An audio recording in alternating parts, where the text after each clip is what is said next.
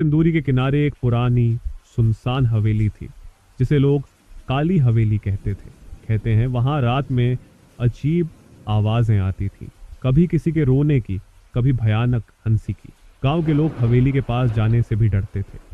50 साल पहले यह हवेली ठाकुर रणवीर सिंह की थी। वे बहुत अमीर थे, लेकिन उनकी पत्नी की रहस्यमयी मौत हो गई थी। कुछ कहते थे कि ठाकुर ने ही अपनी पत्नी को मारा, तो कुछ का मानना था कि उसकी आत्मा हवेली में भटक रही है। धीरे धीरे हवेली सूनी और डरावनी हो गई। लोग मानते थे कि जो भी हवेली में जाता वह वापस नहीं आता। रवि, अर्जुन, सीमा और निखिल, ये 4 दोस्त शहर से घूमने आए थे। उन्हें रहस्यमयी जगहों की खोज करने में मजा आता था। जब उन्होंने हवेली की कहानियां सुनी तो वहां जाने का फैसला कर लिया। गांव के बुजुर्गों ने रोका, लेकिन वे नहीं माने। अगर वहां सच में कुछ होता तो कोई सबूत तो मिलता, रवि हंसते हुए बोला। अगली रात वे टॉर्च और मोबाइल लेकर हवेली की ओर बढ़े। हवेली के पास पहुंचते ही तेज ठंडी हवा चलने लगी। लगता है भूतों को पता चल गया कि हम आ रहे हैं, निखिल मजाक में बोला, लेकिन बाकी चुप रहे। अंदर घुसते ही चारों को अजीब सी बदबू आई। चारों ने इधर उधर देखा, सब कुछ टूटा फूटा था। फर्श पर धूल की मोटी परत थी। तभी एक हल्की सी हंसी गूंजी। सीमा के रोंगटे खड़े हो गए। ये क्या था? उसने डरते हुए पूछा। शायद हवा की आवाज होगी, अर्जुन कांपती आवाज में बोला। दीवारों पर पुरानी पेंटिंग्स टंगी थी। एक पेंटिंग में एक महिला थी। उसकी आंखें इतनी असली लग रही थी, मानो चारों को घूर रही हो। अचानक निखिल की टॉर्च बंद हो गई। ये क्या बकवास है? उसने गुस्से से कहा, लेकिन तभी सीढ़ियों पर कोई परछाई हिलती दिखी। वहां वहां कोई है, सीमा ने घबराई आवाजों में कहा। चारों ने सीढ़ियों की तरफ देखा। एक सफेद साड़ी में लिपटी महिला खड़ी थी। उसका चेहरा आधा ढका था, लेकिन उसकी लाल चमकती आंखें दिख रही थी। चारों के पैरों तले जमीन खिसक गई। महिला धीरे धीरे उनकी तरफ बढ़ी।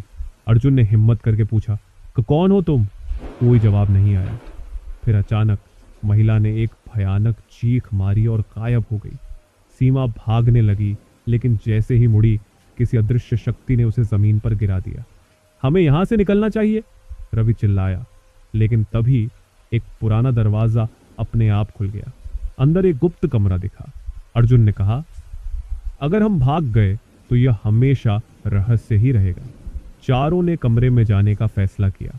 कमरे में एक लकड़ी का संदूक रखा था। अर्जुन ने जैसे ही उसे खोला, अंदर से एक पुरानी डायरी मिली। डायरी ठाकुर रणवीर सिंह की थी।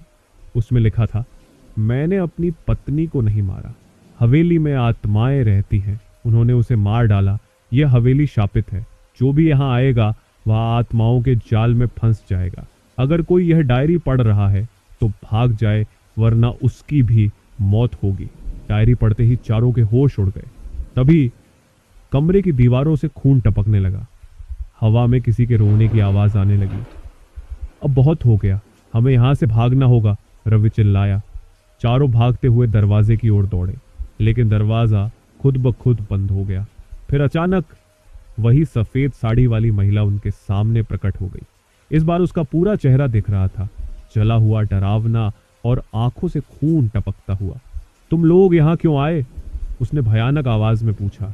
हम सिर्फ सच जानना चाहते थे, अर्जुन ने कांपती आवाज में कहा। महिला जोर से हंसी।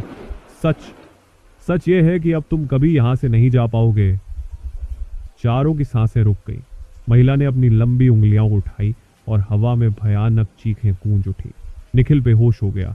सीमा ने भगवान का नाम लेने लगी। तभी अर्जुन ने मां काली का ताबीज निकाला और हवा में लहराया। जैसे ही ताबीज चमका, महिला जोर से चीखने लगी। हवेली में तेज कंपन होने लगा, मानो भूकंप आ गया हो। भागो! अर्जुन चिल्लाया। रवि और सीमा ने निखिल को उठाया और भागने लगे। जैसे ही दरवाजे के पास पहुंचे, दरवाजा खुद ब खुद खुल गया और वे बाहर गिर पड़े। पीछे से हवेली में एक आखिरी भयानक चीख आई और फिर सब शांत हो गया। सुबह गांव वालों ने उन्हें बेहोश पड़ा पाया। जब उन्होंने पुजारी को सब बताया तो पुजारी बोले, वह आत्मा ठाकुर की पत्नी की थी। ठाकुर ने उसे हवेली में कैद कर दिया था, लेकिन तुमने उसकी आत्मा को मुक्त कर दिया। बाद में हवेली तुड़वा दी गई और वहां एक मंदिर बना दिया गया। चारों दोस्त जिंदा बच गए, लेकिन उस रात का खौफ उन्हें जिंदगी भर डराता रहा। कभी भी किसी भूतिया जगह पर जाने की गलती मत करना।